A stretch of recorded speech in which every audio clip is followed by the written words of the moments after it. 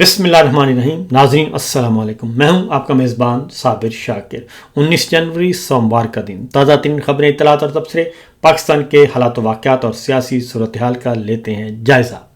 अमरीकी जरीदे में एक आर्टिकल शाया हुआ है जिसमें बता दिया गया है कि आइंदा की वज़ीर आज़म कौन होंगी और वो ख़ातून हैं और वो मरीम साहिबा नहीं हैं। इसके लिए बाकायदा तौर पे लॉबिंग शुरू कर दी गई है, लॉबियस्ट एंगेज कर लिए गए हैं और उस खातून वज़ीर आज़म का नाम भी मंजर आम पे आ चुका है। एक मुफस्सल आर्टिकल शाया हुआ है और उस खातून की पूरी प्रोफाइल, तस्वीर और मुख्तलिफ आलमी सरबराहान के साथ उनके फ़ोटोज़ वो सारे के सारे शेयर किए गए हैं और ये खातून मरीम साहिबा नहीं है। इसलिए शहबाज शरीफ साहब, मरीम साहिबा के लिए कोई अच्छी खबरें मंजर आम पे नहीं आ रही और इसके बावजूद कि कल field marshal general Assam Munir साहब मियाँ साहब की दुख्तर नेक अख्तर के साहबजादे की शादी में बनफ़्से नफीस शरीक हुए और उसकी ऑडियोज़ वीडियोज़ रिलीज़ हुई, तस्वीर भी रिलीज़ की गई और पूरी दुनिया में चर्चा है। और फिर उसके बाद जब ये ख़बरें पाकिस्तान के ज़राए अबलाग ने सोशल मीडिया में देना शुरू की तो फिर उन तस्वीरों को, ख़बरों को रुकवाया गया।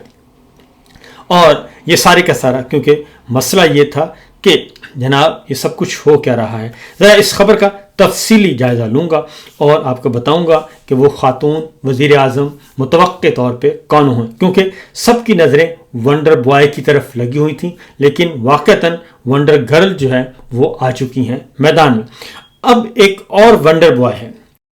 क्योंकि मुकाबला बड़ा सख्त चल रहा है और एक मियाँ साहिबान भी एक वंडर बॉय तैयार कर रहे हैं, उनके बारे में भी आपको आगाह करना है। लेकिन सबसे पहले जनाब जो इस वक्त हो रहा है, इस वक्त हमारे मुमलकत खुदादाद में, उस पर बात करते हैं। सबसे पहले तो ये कि मुज़ाकरात की आने वाले दिनों में ये बात बहुत फैलाई जाएगी कि जनाब पाकिस्तान तहरीक इंसाफ को, मुतहद्दा अपोजिशन को मुज़ाकरात की दावत दी जाएगी, मुज़ाकरात के लिए उनको बिठाया जाएगा, मुलाकात की कोशिश की जाएगी और ख़ास तौर पे leader of opposition Mahmood Khan Achakzai साहब को बहुत ज़्यादा पहले तो उनको मिलाइन किया गया और उनको बदनाम करने की कोशिश की गई, कीचड़ उछाला गया। अब उनकी पैम्परिंग की जाएगी और मैंने पिछले व्लॉग में अर्ज़ किया था कि बहुत ही पीटीआई को होशियार रहने की ज़रूरत है कि ख़ास तौर पे होशियार रहें कि महमूद खान अचकज़ई साहब, पीटीआई और सोशल मीडिया टीम और इमरान खान साहब के दरमियान इख्तिलाफात पैदा करने की कोशिश की जाएगी, शक का बीज बोने की कोशिश की जाएगी और ये तासुर देने की कोशिश की जाएगी कि महमूद खान अचकज़ई साहब जो हैं वो नवाज शरीफ साहब के साथ राब्ते में हैं या किसी और हुकूमत के साथ राब्ते में हैं और इमरान खान साहब ने कुछ टास्क दिया था, महमूद खान अचकज़ई साहब कुछ कर रहे हैं। इसलिए अपने मुकम्मल तौर पे अपने होशो हवास को बरकरार रखना है, ख़ास तौर पे पाकिस्तान तहरीक इंसाफ और उसकी सोशल मीडिया टीम और इमरान खान साहब की फैमिली, क्योंकि अब ये कोशिश की जाएगी। उसकी रीज़न है कि अब तक की इंटेलिजेंस इदारों की रिपोर्ट्स हैं, उसके मुताबिक सोहेल खान आफरीदी ने भी अपना काम टिका के पूरा किया है और एबटाबाद, मानसेरा, हरीपुर जो लास्ट हुई है रैली पाकिस्तान तहरीक इंसाफ के ज़ेर तमाम, उसमें लोगों की शिरकत जो थी वो दीदनी थी और जो रिपोर्ट्स गई हैं स्पेशल ब्रांच की तरफ से, आईबी की तरफ से, आईएसआई की तरफ से, वो सब की सब रिपोर्ट्स गई हैं कि लोग बहुत ज़्यादा चार्ज हैं। एक नया मोमेंटम पकड़ चुकी है ये तहरीक, स्ट्रीट मूवमेंट जो स्ट्रीट मूवमेंट थी, ये मोमेंटम पकड़ लिया है और अब ये मज़ीद आगे बढ़ेगा। लिहाजा 8 फरवरी की जो तैयारियां हैं वो भरपूर तरीके से की जा रही हैं। अब इस चीज़ को सबोटाज करने के लिए ये काम करने की कोशिश की जाएगी कि जनाब मुज़ाकरात किए जाएंगे और बहुत मीठी ज़ुबान इस्तेमाल की जाएगी, बड़े मीठे मीठे लोग, मीठी मीठी बोलियां बोली जाएंगी और बहुत ही आपको कौमी यकजहती और कौमी दर्द नज़र आएगा हुक्मरान जमातों के अंदर, ख़ास तौर पे नून लीग में। तो इसलिए ये सब के सब धोखा होगा, फरेब नज़र है और इसके अलावा और कुछ नहीं, क्योंकि ये बात साबित हो चुकी है कि हाउस ऑफ शरीफ और احمد شریف اور جناب فیلڈ مارشل سب یکجان دو قالب ہیں اور ان کے درمیان کسی قسم کا کوئی مسئلہ نہیں ہے، سب اکٹھے چل رہے ہیں۔ دوسرا ایک اور چیز ہے جو کہ میں آگے آپ کو بتاؤں گا کہ خبر جس کے بارے میں میرے سامنے آئی ہے اور امریکی جریدے میں یہ آرٹیکل شائع ہوا ہے، اس کے بارے میں جب آپ کو بتاؤں گا تو ہو سکتا ہے اس بات کا بھی امکان موجود ہے کہ وہ فیلڈ مارشل جناب عاصم منیر صاحب جو ہیں وہ دکھا سجی رہے ہوں اور مار کھا بھی رہے ہوں، اور بالکل اسی طریقے سے جب کسی کو رخصت کرنے کا وقت آتا ہے تو بھرپور طریقے سے اس کی طرفداری کی جاتی ہے، اور اس بات کا بھی کہتے ہیں کہ امکان موجود ہے کیونکہ جو بھی تبدیلی آنی ہے وہ field marshal general Asim Munir صاحب کی مرضی کے ساتھ آئے گی، اور اگر وہ اس تبدیلی کو نہیں لانا چاہتے اور ابھی بھی پاکستان کے حالات کو سدھارنا نہیں چاہتے تو پھر اس کا مطلب ہے کہ پورے کا پورا سیٹ اپ جو ہے وہی رخصت ہو جائے گا، اور وہ کیسے رخصت ہوگا یہ آنے والے دنوں میں معلوم ہوگا، کیونکہ جو فرمائش آ چکی ہے امریکہ کی طرف سے، صدر ٹرمپ نے اناؤنس کر دیا ہے کہ غزہ امن بورڈ جو ہے وہ اناؤنس کر دیا گیا ہے، اور اس میں 60 ممالک کو بھیجا ہے انہوں نے اعلامیہ اور چارٹر بھیجا ہے کہ آئیں جناب اس میں شریک ہو جائیں، اور اس میں شرکت کی جو فیس ہے وہ $1 ارب رکھی ہے، ہر ملک کے لیے $1 ارب کی فیس ہوگی، آپ $1 ارب دیں اور اس میں آپ اس غزہ امن بورڈ میں مستقل طور پہ اس کے حصے دار بن جائیں، اور غزہ کی انتظامی اور تعمیر نو کے معاملات کے لیے بنایا گیا جو بورڈ آف پیس ہے اس میں طویل مدت رکنیت کے لیے $1 ارب دینا ہوگا، اور ٹرمپ انتظامیہ نے چارٹر جو ہے وہ 60 ممالک کو بھجوایا ہے۔ اب سوال یہ پیدا ہوتا ہے کہ $1 ارب پاکستان کہاں سے دے گا، اور اگر پاکستان $1 ارب دے گا تو وہ کوئی اور ملک ہو سکتا ہے دے دے اگر اس میں جاتا ہے، اور اگر نہیں جاتا تو اس کا مطلب ہے کہ پاکستان جو ہے وہ ابراہم اکارڈ کی طرف بھی بڑھنا نہیں چاہتا، تو یہ تو ممکن نہیں ہے کیونکہ جو لنچ کیا ہے اس لنچ میں تو آپ نے یہ ساری باتیں مان لی ہیں، اور بلکہ آپ اپنی خدمات خود دے کے آئے ہیں۔ اب یہاں تک تو معاملہ ہے ٹھیک، کیونکہ یہاں پہ آپ کے جو مفادات ہیں وہ چائنا سے نہیں ٹکراتے، کیونکہ چائنا کو اس بات پہ کوئی اعتراض نہیں ہے کہ پاکستان ابراہم اکارڈ کا حصہ بنے، غزہ میں امن فوج کا حصہ بنے، چائنا کو اس پہ کوئی اعتراض نہیں ہے، کیونکہ آنے والے دنوں میں جو بات ہوگی وہ پریزیڈنٹ ٹرمپ کی طرف سے اصل جو تیسرا ہڈن جو ابھی تک سامنے نہیں آیا وہ ہے سی پیک کو روکنا ہے، اور خطے میں جس خطے میں ہم موجود ہیں پاکستان، اس خطے میں چائنا کے اثر و رسوخ کو اور اس کی بڑھتی ہوئی سرگرمیوں کو روکنا ہے، اور جو سی پیک ہے خاص طور پہ چائنا پاکستان اکنامک کوریڈور، اس کو ایکسٹینشن سے روکنا ہے۔ اس کی ایکسٹینشن کیا ہے؟ اس کی ایکسٹینشن ہے افغانستان، اور افغانستان سے آگے سینٹرل ایشین اسٹیٹس، کیونکہ چائنا سے پاکستان اور پاکستان سے افغانستان اور افغانستان سے آگے سینٹرل ایشین اسٹیٹس، یہ پورے کا پورا روٹ بنتا ہے، اور ادھر سے گوادر اور پھر گرم پانیوں میں آگے یہ شارٹیسٹ روٹ ہے۔ تو اس لیے آنے والے دنوں میں جب آپ سے پوچھا جائے گا کہ جناب بتائیے کہ آپ کس طرف ہیں، بالکل اسی طریقے سے جیسے 9/11 ہوا تو پریزیڈنٹ مشرف صاحب سے، جنرل مشرف صاحب سے پوچھا گیا کہ آپ بتائیے کہ آپ ہمارے ساتھ ہیں یا نہیں ہیں، اگر ہیں تو ہمارے دہشت گردی کے خلاف جنگ کو جوائن کریں، اور اگر آپ نہیں ہیں تو پھر ہم آپ کو غاروں کے اور پتھروں کے زمانے میں لے جائیں گے اور آپ کو بھی ملیا میٹ کریں گے، افغانستان کی طرح آپ کے ساتھ بھی وہ سلوک کریں گے۔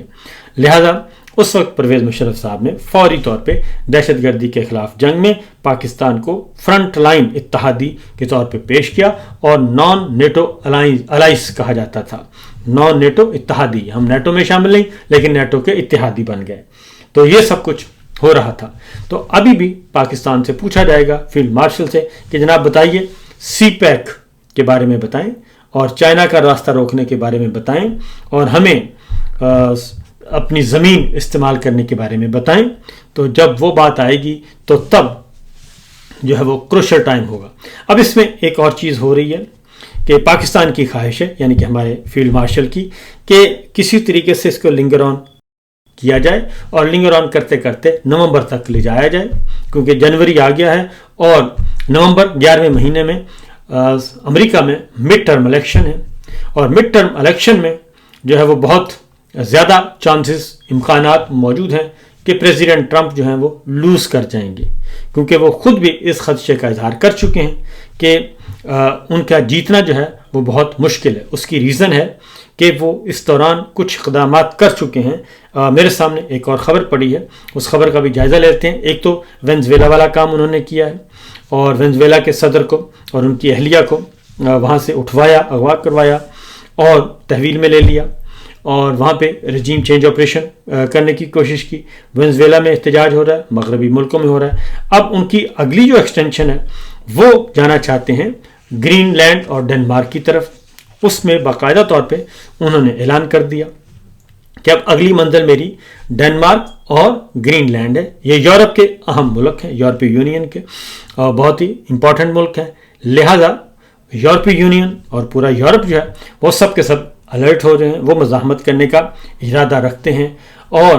ٹرمپ نے 10 ملکوں پہ دھمکیاں بھی، ٹیرف کی دھمکی بھی لگا دی ہے، ٹیرف انکریز کر دیا ہے جو مخالفت کر رہے ہیں اس سارے معاملے کی۔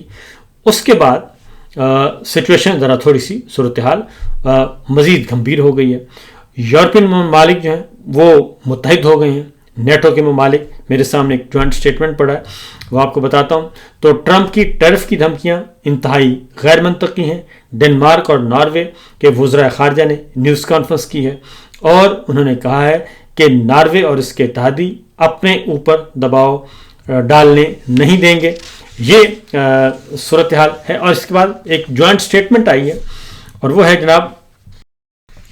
اسٹیٹمنٹ ہے نیٹو کنٹریز کی ہے، نیٹو ممبرز ممالک، فوجی اتحاد ہے یورپ کا،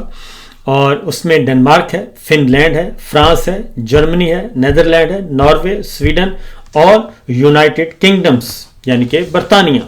تو برطانیہ اور جرمن اور فرانس تگڑے ملک ہیں، ناروے ہے، سویڈن ہے، ان سب نے ایک اسٹیٹمنٹ دی ہے، اور انہوں نے یہ کہا ہے کہ جو حرکت پریزیڈنٹ ٹرمپ کرنا چاہتے ہیں ڈنمارک کے حوالے سے اور گرین لینڈ کے حوالے سے، اس کو ہم قبول نہیں کرتے اور اس کو ہم ریجیکٹ کرتے ہیں، اور ہم متحد ہو کر مکمل طور پر ڈنمارک کے ساتھ اور گرین لینڈ کے عوام کے ساتھ ڈٹ کر کھڑے ہیں، اور اس طرح کی کوئی حرکت کی گئی تو پھر اس کا جواب دیا جائے گا۔ اس کا مطلب ہے کہ یورپ اور یورپی یونین جو ہے وہ اکٹھی ہو گئی ہے، اور انہوں نے کہا ہے کہ ڈنمارک اور گرین لینڈ کی سوورنٹی پہ کسی قسم کا اور کسی بھی یورپ کے ملک پہ کسی قسم کا اس کے سوورنٹی پہ حملہ ہم برداشت نہیں کریں گے۔ تو یہ صورتحال اس وقت بڑھتی جا رہی ہے جی۔ تو ہمارے فیلڈ مارشل کا خیال ہے کہ اگر اس کو لنگر آن کرتے کرتے ہم لے جائیں نومبر تک، کوئی پیمپرنگ کرتے رہیں، اور پھر ٹرمپ صاحب کی ہوا نکل جائے گی اور ہم پھر اگلی امریکی انتظامیہ کے ساتھ معاملات اپنے سیدھے کریں گے۔ تو یہ ایک کہانی چل رہی ہے، تو اس پہ جی رہے ہیں سبھی کہ دیکھتے ہیں کہ کیا ہوتا ہے۔ اب اگلی خبر ہے، اور وہ آتے ہیں جی ونڈر بوائے ونڈر گرل، بہت تگڑی ونڈر بوائے ونڈر گرل کی چل رہی ہے جی سلسلہ۔ میرے سامنے آرٹیکل ہے، امریکی جریدہ ہے اور USPA کا اس کا ہے جی،